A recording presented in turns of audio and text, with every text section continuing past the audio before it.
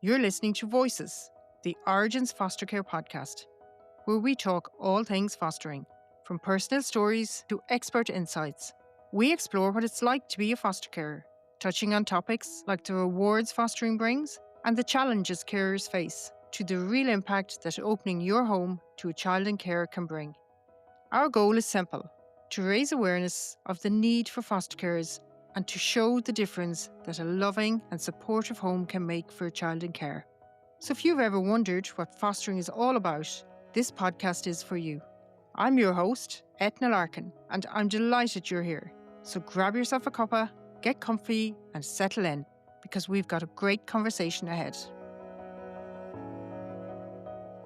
For our first conversation on Voices, the Origins Foster Care podcast, we thought it was important to hear directly from someone who spends their days listening to foster carers and elevating their voices at a national level. Today, I'm thrilled to be joined by Andrew Murphy, the National Advocacy Service Coordinator with IFCA, the Irish Foster Care Association. Andrew holds a degree in Social Studies and a Master in Applied Social Research from Trinity College Dublin.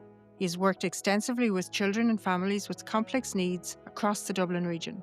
Previously, Andrew was a teaching assistant at the School of Social Work and Social Policy at Trinity College Dublin and held a research assistant post at the Children's Research Centre, TCD, exploring the experience of homelessness for young people leaving state care.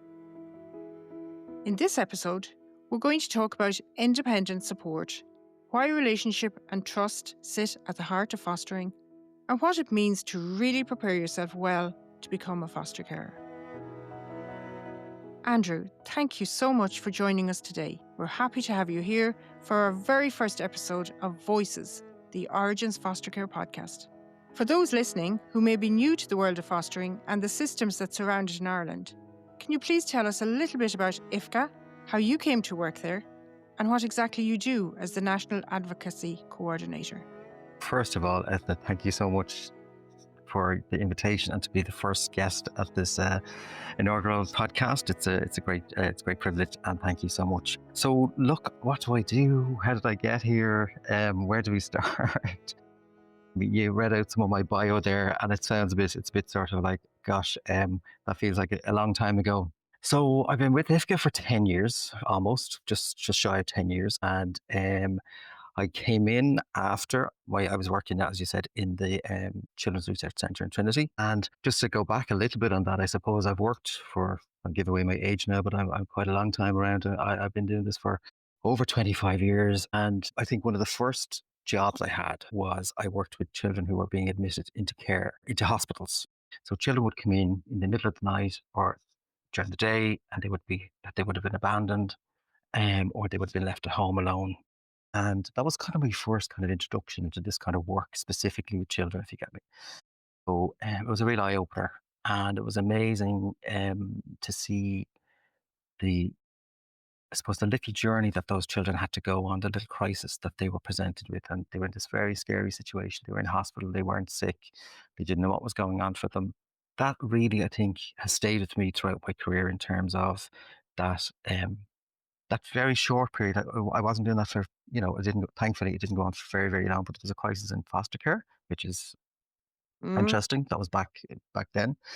There was no place for children to go. They were coming to hospital. And I suppose that thread that has kept with me throughout my career. So yeah, just thought I'd put that in there in terms, I have a deep sense of what it's like for children when that first entry into care and what it's like. And while I have never fostered myself, I know what it's like to try and meet a child's needs in a very, very strange and difficult situation. And it's not easy. So I'll say that from the outset. But as I said, that kind of followed me out. I was a social worker. I worked and then I went into research. And then, lo and behold, it was kind of accidental that I came to IFCA in a way. I didn't really kind of plan it. The job came up. I thought, oh, sure, look, we'll check it out. It wasn't. And yeah, 10 years later, and it has been a real eye opener. And in terms of, I suppose, the challenges that exist, but also some of when people work together and when things align, how well young people can do and how they can really meet their their potential and how they can settle and how they can move on into adulthood and gain independence with a bit of support. My end of the work is with foster carers who I have to set out my own sort of stall in that, in the sense that people come to me generally when they have a difficulty, when they have something maybe has been challenging or something hasn't gone wrong or hasn't gone well. And I suppose my job is to try, if we can, to explore what that is, to get a better sense of what that issue is, and maybe look at different ways and that they can have that resolved. So, as a sort of a standard, what would happen is that somebody will, the foster care might contact the helpline, tell the helpline that they're having a difficulty, and they might get a little bit of support on the helpline in IFCA. The helpline is open from 11 to 3, Monday to Friday, and to all anybody in the public, and but I suppose specifically foster carers find it useful. The foster care might contact the helpline, tell the helpline that they're having a difficulty, and they might get a little bit of support on the helpline in IFCA. The helpline is open from 11 to 3, Monday to Friday. All anybody in the public, and but I suppose specifically foster carers find it useful. If the issue is sort of feels like it's a little bit, needs a little bit more support, a bit more intense support, a little bit more exploration, it'll come over to me and my team. And we're a small team, and we have a big national scope and big national sort of reach. But we're a small team of myself and 3 part-time workers. And we will try and again look at the problem, look what the issue is, and try and see if there's a way. And sometimes that isn't readily obvious. But through over time, we're able to try and figure out maybe what way we can help somebody. I suppose the first thing we try and do is to try and alleviate people's fears around what's happening, if we can. That's one of our main sort of focuses, is to alleviate that. Because initially, if you get maybe some bad news or some sort of challenging sort of words from somebody, you might think it's a bigger issue than it actually is. So we try and settle people a little bit and say, okay, this is what we can do. And it's always on their terms. It's always in relation to what they feel is right. Mm, And we might have to do a bit of filling in the gaps in people's information, setting out expectations, because sometimes there's, a legal decision has been made, or a birth parent is, wants to be involved in something, or whatever the issue might be. And we might have to help people to try and understand that a little bit better. But generally speaking, our team will work with people who are in that difficult um, point of fostering, where maybe there's a placement breakdown, maybe things are too much for them, maybe something has been said about them or to them that is a bit worrying or troubling. And we try and work backwards and try and get people to have a better sense of what's possible and how we can figure that out. And there's no standard way, there's no magic wand, there's no magic way of doing any of it. It is a process, it's a process driven. We're not outcome focused in terms of we don't make a decision, Mm-hmm. but we try and help people to get there. So reducing people's anxieties is one of the main factors in that, okay? Trying to help them to be able to engage in the process. And then after that, to try and elevate their voice, to try and bring their perspective, their insights, their views on the situation, and make that as strong as it can be and make it as clear as can be. And so we do that through various different ways. We have people who put their views and worries and concerns in writing, or we will help them go to a meeting and express those views, those concerns in person as well. And the big part of that is preparation. Been helping people to be able to articulate what the issue is, be able to say, this is why I feel like that. And I suppose we're trying to help people to shake off a bit of their nerves and their anxieties around all of that kind of stuff, and to say exactly what it is that they need, but also try and help them to see that that needs to be there needs to be a purpose around that, and maybe some evidence around that. So it's a bit of a back and forth. It's a bit of a journey we go on together. Okay. Interesting. I have been a foster carer ourselves, and we would have availed of IFCA's service. And I think it is really important, that independent support. And I suppose it's really important for anybody thinking of becoming a foster carer to know that that independent support is there for people, as well as the support that, for example, Origins offer to our foster carers. Absolutely. I think it's interesting that you mentioned 25 years ago that there was a crisis in foster care. And here we are today, and we still have a crisis in foster care. And I suppose because, obviously, being a foster care, I am aware of it, and working with Origins, I'm very much aware of it. But it still surprises me that the general public aren't really aware that there is such a crisis in foster care. So, in terms of people that might be thinking or may have never thought about becoming a foster carer, what would you say to people in terms of, the typical people who might think, I'm not that kind of person who could foster? Yeah, it's interesting, isn't it? And what makes a typical foster carer? And I suppose I think there Mm, isn't. I think that's what I've learned through all of this is that there isn't one, and I think that is part of that conversation that needs to happen. I suppose what I've discovered is that of course people have to be able to meet the needs of a child, the needs of a child who has experienced trauma, but they're still children. So I think that's the key to it, that they are children. They might have be going through a difficult period or a difficult time or had bad experiences, but they are children. And I think sometimes in people's mind, it's a bit built up than it needs to be. But in terms of foster carers, I suppose what I've learned is that there's no typical foster care. They're not a homogenous group. There's a variety of people of all backgrounds, people on their own, people who have, single foster carers. We have same-sex couples. We have people who are a little bit older, all sorts of variations. I think it's really, it, and it's kind of a little bit, there's only so much you can do in terms of, say, preparing people for it. You almost have to kind of go through it a little bit. It's almost like be learning and hmm working on the job. I think that is the reality with foster care, and you can prepare people, and you need to prepare people as much as you can. I think the reality is that you will really only be able to discover what that is about and what's been asked of you when that child comes into your life and when you have to live your life around that child's needs. And I suppose most people are able to. And I think that's the thing we have to try and to hang on to and be able to promote and be able to focus on is that most people do that really, really well. And again, going back to what I said earlier, yes, I do deal with some of the more difficult end of fostering because it is difficult. It's a difficult human endeavor at times. But essentially, most people are well able to do it. Most people even people who hadn't prepared to do it. So I often think about relative foster carers, for example. They didn't necessarily plan to do it. It hmm wasn't in their, they didn't choose, they didn't, necessarily make a choice. It happened. And I know it's different maybe when it's a relative, but at the same time, they have to change their lives drastically sometimes around different things and they make a really good go of it and they make things really work out for children. I'm always surprised by, I think sometimes we think if you look at the relative foster care journey and, yeah, it's challenging. But when we look at general foster carers as well, there's sort of like this. I think we could learn a little bit more maybe from the relative foster care journey in terms of what's a typical foster carer, what makes a foster carer work.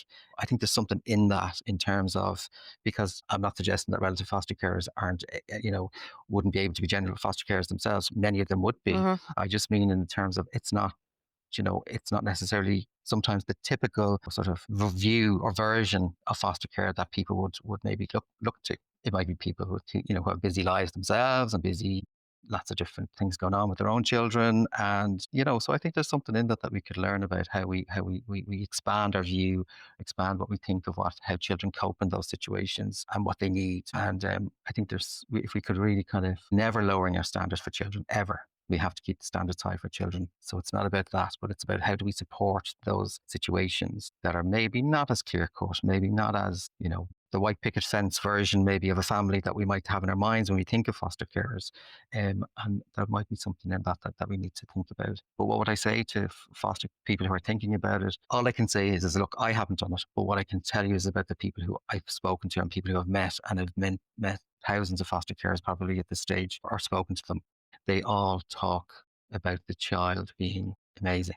The can-do attitude, something magical, I think, happens in that exchange between the foster carer and the child, that people are willing to go that extra mile. They talk to me about getting so much out of it, that the issues that they deal with, the challenges that they experience are not very rarely about the child themselves. They have that care and a love for that child that transcends some of the difficulties and the challenges that they might come with, because they may come with that, but that seems in many cases or in most cases to transcend all of the difficulties and the challenges that people experience or are told might happen. I think, yeah, because you obviously have the difficult challenges that typically the foster carers that you get to speak to are people who are facing challenges. So it's really interesting that even in the middle of those challenges, you still pick up that love for the children and how, we always talk about the foster carers impacting the children's lives, but it's very real that the children impact very positively the foster carers' lives. And it's life changing for the foster carer and the children It's incredible. when you receive a child into care. It's truly incredible. I mean, as you say, I've yet to witness a foster carer who will be angry at that child. Maybe a bit annoyed, a little bit, but never really angry about that child. There will always be a sense that something happened to that child that hadn't been discovered or hadn't been, a need that hadn't been met. But I'm always, oh, yeah, I've never really been able to fully understand, except for the fact that I think what happens between a parent and child is what happens between a foster child. It's somebody you're looking after, a vulnerable child, or a vulnerable person, and something changes in that. And then look, the reality is that for many foster carers, they're trying to do their very best in very difficult situations. And you're going to get it wrong. There's going to be days where things are not going to be right 100%. Nobody can live their life perfectly. And it is a real, I think even when they reach out to us and they talk to us about, some of the issues, and I mean, that in itself is a real strength to be able to look for support, to look for independent support, to explore what the issue is. Am I right in that? Did I get that right? Am I on the right path here? Am I completely talking out of my hat here? Should I be wrong? Should I be right to think about that? And quite often they are, and quite often they're quite on the money. And I think I've seen that in my work as well, is that quite often their insights and their perspectives have huge value, and they're always advocating for these children, even if it comes across as maybe a little bit sort of, oh, that they're, it might be something that maybe is at the time doesn't seem like it's not realistic, but it's for that child's benefit. It's always for that child's benefit. But no, that's the one thing I would say to you, is that it's the one thing I will always take away from fostering, if I was to leave it in the morning, is that piece around that the core of what foster carers regard for the children. It's so, I don't know what the right word is, where it's just incredibly impressive how they're able to integrate them into their lives, and then be able to be so generous in their thoughts about that child. It's really, really, yeah, something to behold. While you're listening, here's one small thing you can do to help. If you're finding this conversation helpful, please follow the podcast and share it with someone who might benefit. It's free for you, but it makes a big difference, and it could help the right person discover the life-changing impact foster carers can make. Let's get back to the conversation. I think you mentioned it there, I suppose, ability of the foster carer to accept support and reach out for support when maybe things are beginning to become a little bit difficult or a little bit challenging. And I suppose that's something we're particularly proud of here in Origins, is the support that we offer. We obviously need our foster carers to be open to accepting that support when times are good and Totally. when times are challenging. And it's all about the relationship. If you have the relationship with your link worker when times are good, then it's easy to pick up the phone to them when something arises. This work is relational. It's about relationships. It's about, it is about trust. There's so much trust involved in fostering. There's so much trust that has to be built between you and the child, between you and the support team around that child. And it's difficult to achieve at times. And it can be hard to build, and it can be easily lost. And I think that's the part that I sometimes see, that sometimes it's not really about the issue, but there's a loss of trust in and it can be very minor, but it can be just catch you on a bad day, or can put you, something, you've had a difficult day with the child, you've had a difficult day during the week, and nobody seems to understand what your day is like, and then somebody might come in with a view or a certain expectation of you, and then it just feels too much. It feels like, and what I find sometimes is it's the straw that breaks the camel's back. It's maybe sometimes not the big thing that has upset somebody, it's the small thing. And I think that I've seen that quite a bit.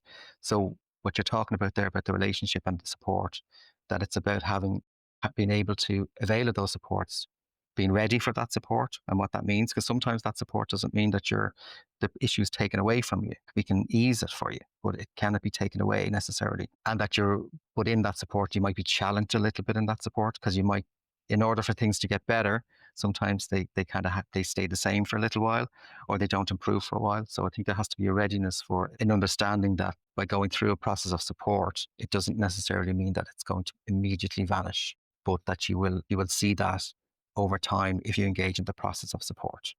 So support in and of itself, I've learned, is quite, it can be so different to so many different people. Some people have an expectation that if they, for example, if they ring us, or they ring the helpline, or they look for advocacy, that somehow that it's going to somehow evaporate, it's going to go.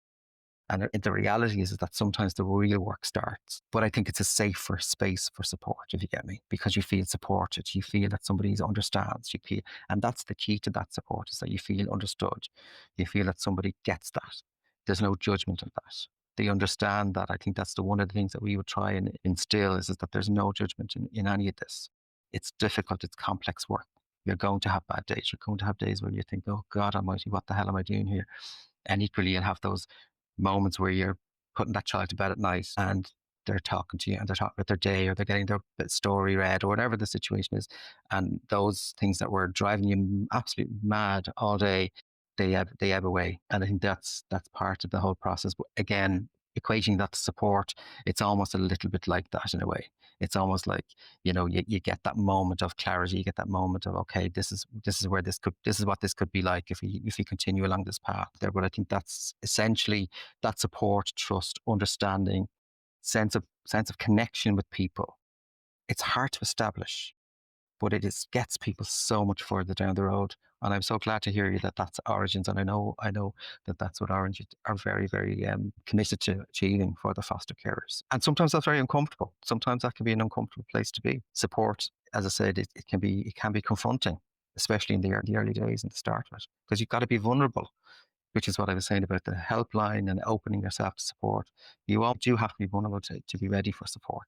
You have to be ready to allow other people into your life to maybe have a view, maybe make suggestions, maybe challenge you on some things. But my experience of that is that once people are able to do that, it's not as scary as maybe it feels. The clouds can lift through the process. And I think, as a foster carer, I can, 100% say that you do have to be vulnerable. And it's hard sometimes not to take that support maybe as judgment. You like open yourself up, you open your parenting skills, everything is put on the table. But sometimes it is just about being heard, being listened to. It's not about being right or wrong. It's about just being listened to and the feeling that you have somebody there for you and that your link worker is there to support you. And you said that there is no right or wrong, really. There's better ways that we can do this. There's better ways that we can come together as a group or as a team and try and figure things out. But if we had the right and wrong way, really, we'd be doing very, very well, wouldn't we? It's about exploring. It's about what's right for that particular child or this particular family or that particular situation, and how can we make it better? Because there's too many moving parts quite often. There's too many moving things that need to be considered for it to be exactly the right way, that we can all be completely satisfied. It's about compromise. It's about making it better, safer, and being vulnerable. And I think everybody has to be vulnerable in that. I think that's the one thing that I suppose you're asking professionals to be vulnerable as well, I think. And I don't mean sit there and cry with you or anything like that, because that's not appropriate. But I think it's vulnerable in terms of saying, you understand, maybe I don't have the answers. Maybe I don't know that as well as I thought I did. This has brought a new thinking to the situation.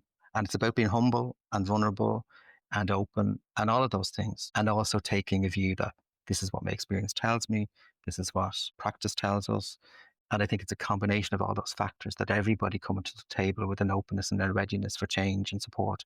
Essentially, that's what social work and foster care and all of these things are about. They're about hope and about change. That's our belief. That's our common belief, isn't it, in this endeavour? Absolutely. And now that you mentioned the word hope, Mhm. what gives you hope for the future of fostering? We talk about burnout, we talk about shortage of foster carers, crisis, we have children very young in residential care. This morning, what gives you hope for the future of fostering in Ireland? Okay. So look, I suppose in a way, I sort of set out my stall at the beginning in terms of like where I started, where my beginnings were in this work. And I came into fostering when there was a crisis. Okay, or I wasn't fostering in terms of working with children in a hospital setting. And there was very little hope at that point, as in it didn't look like there was places for children. There was very few residential places, you know. We didn't have the knowledge that we have now. We didn't have the same sense of trauma informed practice, all of those things. It was discussed and talked about, not in any real meaningful way. We have a lot of that now. We've learned a lot. Okay. We've a lot more knowledge now than we did then. We know what can potentially work now. We don't So reflecting on my own experience of going back, we didn't have that. So I think that's a really good thing. I think that's a really positive thing. I think we have better ways. I think we know that working together. I think that the hope that I have is that we know a lot of the stuff. We know what works. We know what can help. We know that support, if it's done well, if it's done in a positive, respectful way, it can be really, really, really, it can get people much further down the road. So I would say that gives me hope that we have a lot of understanding of what the situation, what works. Okay, we know that when we bring additional people into the fray, if we bring people to different perspectives, that helps. We have to deal with the reality. Yes, there are a shortage of places, and I think we also have to look at the demographic influences that are happening. We have full employment. We have people who are living gig economies. All of those things that are changing how we are as humans. There's a whole piece that we could talk about there for a long, long time around my experience of how I've seen those things influence and change people's lives over time. And I think we have a much more savvy foster care group, and that gives me hope. That's challenging, but I think it gives me hope as well. I think we have foster carers who are coming in who are educated. They are, not to say that people previously weren't educated, but in terms of they have access to information. They they prepare really well. And within that, I think there's a challenge, but I think there's a hope in that because they will set out. Actually, I'm not going to accept that. I don't think that's going to work. So I think we need to catch up a little bit with that. I think that's one of the things we do need to do is we need to catch up with the fact that foster carers are clearly, they have expectations that need to be met as well. And I think they're more willing to express that now in clearer ways. So I think that's a good thing. But I think we have to catch up with that. I think there's a bit of catching up with. I think we have knowledge, we have very capable people who are doing it and are able to talk to others about what works well. But we have to integrate that into, I suppose, into the wider and make it much more normal and less scary and less of a thing. It's like, oh, that this fostering is something that people can't do, when actually the evidence is, again, if we look to this experience maybe of relative foster carers, that actually people who it's they're well able to do it and maybe wouldn't have been considered as general foster carers. And I know it's all very different, but if you get my Hmm. thoughts around that. Yeah. So we've had to go on a big learning curve in the last few years in terms of children in care, and we probably haven't caught up enough with it, but that does give me hope. That does give me a sense of what's possible. And what I see is what's possible. So I see the actual reality of what's possible. So I've witnessed children who've come into care, or there's been periods in foster carers' lives where they were going to give up fostering. They thought, no, I can't do this. Can't do this. This is too much. I can't keep this child safe. I can't keep this child well. And with support, they've been able to turn things around. We've had to go through some tricky conversations, but those children have moved on into independence. They've reached maturity. They're doing well.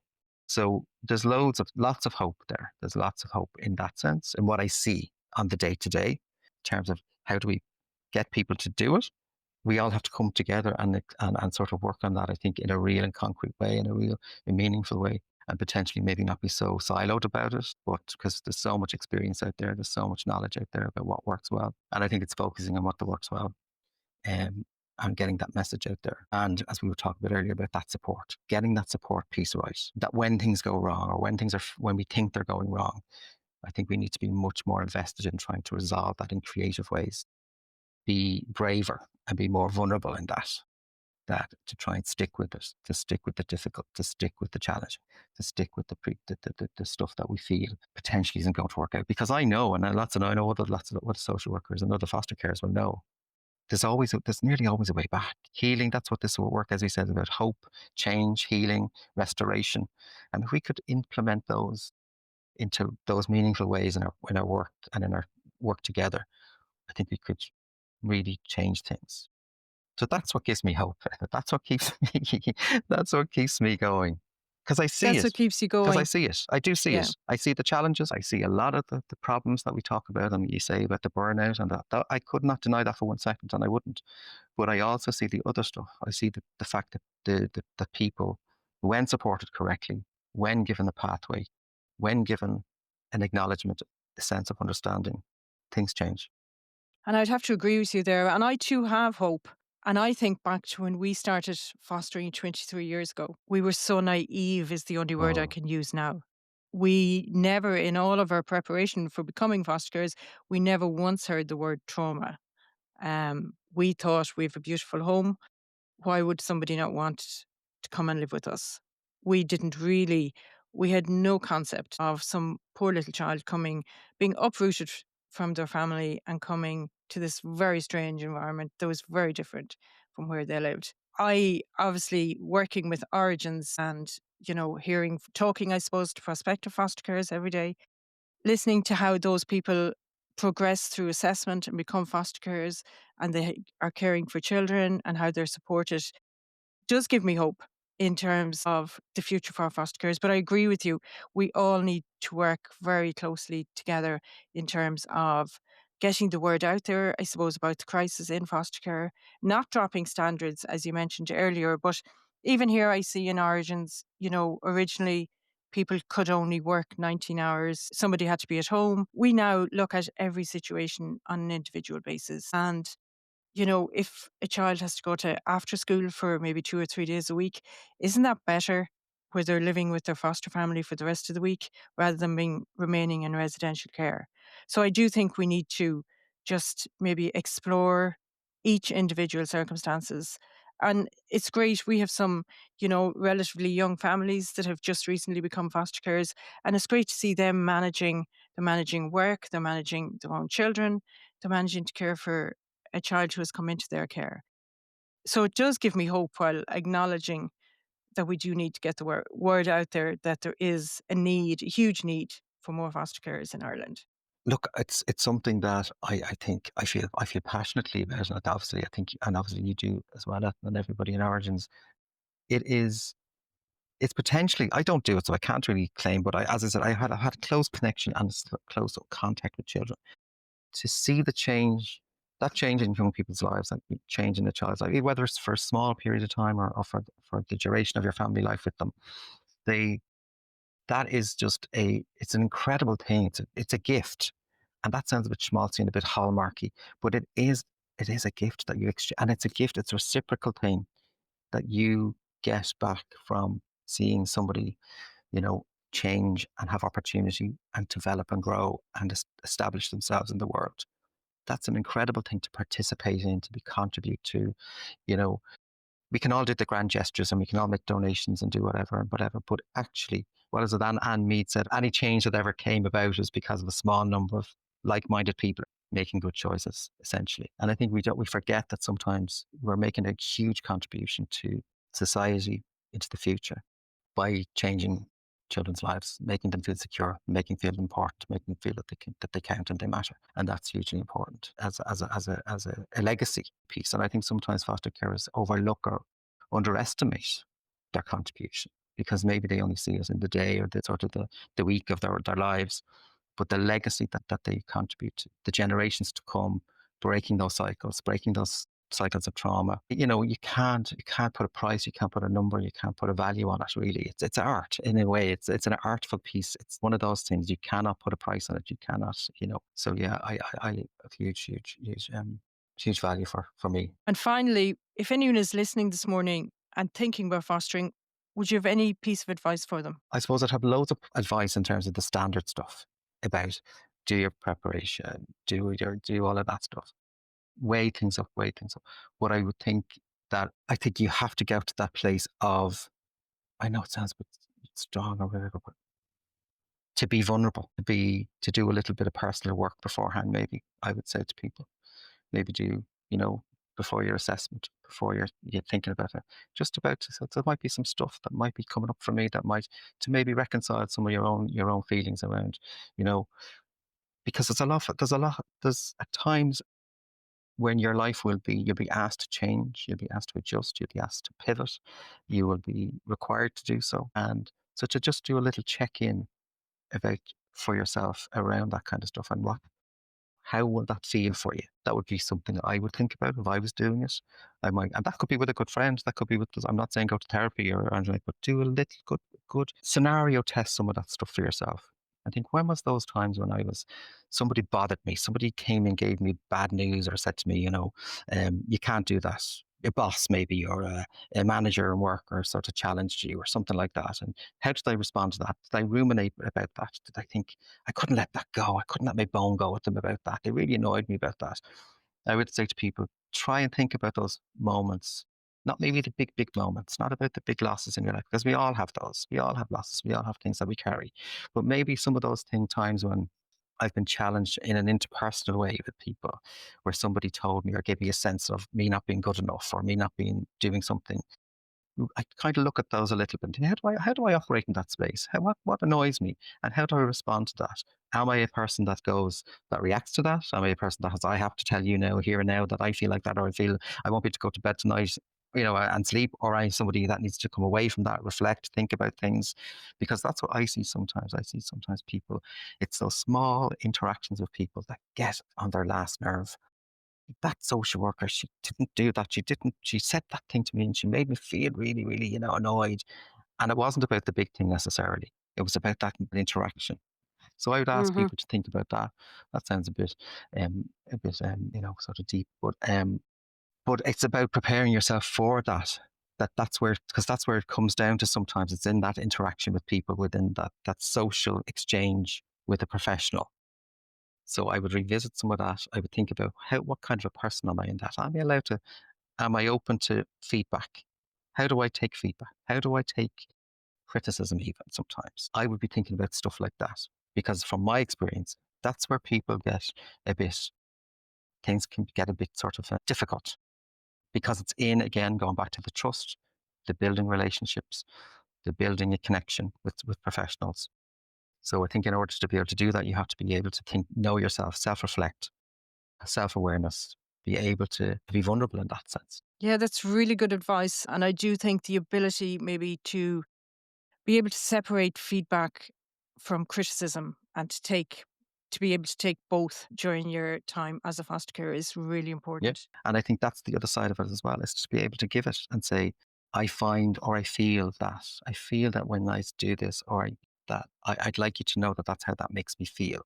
So as much as you're telling me that this is a difficulty, I'd like you to know that this makes me feel a certain way too, and be able to frame that in a way has purpose and meaning. So yeah, Well, thank you very much for such an honest and thorough conversation. We could speak for hours, absolutely. We come back together at that. but I think you've shown just, I suppose, how vital support and advocacy are for foster carers, Mhm. and especially that independent support that IFCA offers to all foster carers. Absolutely. And I know hopefully our listeners will take a lot from this and take some time to reflect maybe on our Sure. conversation. Eithne, can I just say, look, it would be remiss of me not to say, look, to say to the Irish Foster Care Association, we're here for our foster carers, for your foster carers, for any foster carer who's listening, anybody who's thinking about becoming a foster carer, to sort of have a bit of a chat, an exchange of worries, of concerns, or challenges that they might be thinking about, to come and chat to people, to chat to us about that. We're at 11 till 3, Mondays to Friday. Our number is 01458 5123. And the wider advocacy piece as well is really important for us. Absolutely. And at all of our information sessions, we actually advise prospective foster carers to visit the IFCA website, because there's really incredible resources available on your Yeah, website great. for anybody thinking of fostering. So we always direct people to take some time to go through your website. Andrew, thank you for such an honest conversation. A few things really stand out to me: that there's no typical foster care, that support is a process, not a quick fix, and that when carers feel understood, the voice gets stronger and challenges that bit easier. That sense of relationship, trust, and vulnerability is often what helps children and carers to thrive. You've been listening to Voices, the Origins Foster Care podcast. To keep up with new episodes, follow us wherever you get your podcasts. If today's conversation resonated with you, we'd be so grateful if you left a review or shared Voices, the Origins Foster Care podcast, with someone who'd appreciate it. It really helps more people discover Voices and learn about fostering in Ireland. We hope today's conversation gave you food for thought. Remember, if you've got room in your home and your heart, you could be the difference for a child. If you'd like to explore becoming a foster carer, you can visit originsfostercare.ie to find out more and take your first step. Join us again next month for more stories from the fostering community. Until next time, I've been Eithne Larkin, and you've been listening to Voices, the Origins Foster Care podcast. Thanks for listening, take care, and have a wonderful day. Voices, the Origins Foster Care podcast, is produced by Aidan Quigley at aq.ie.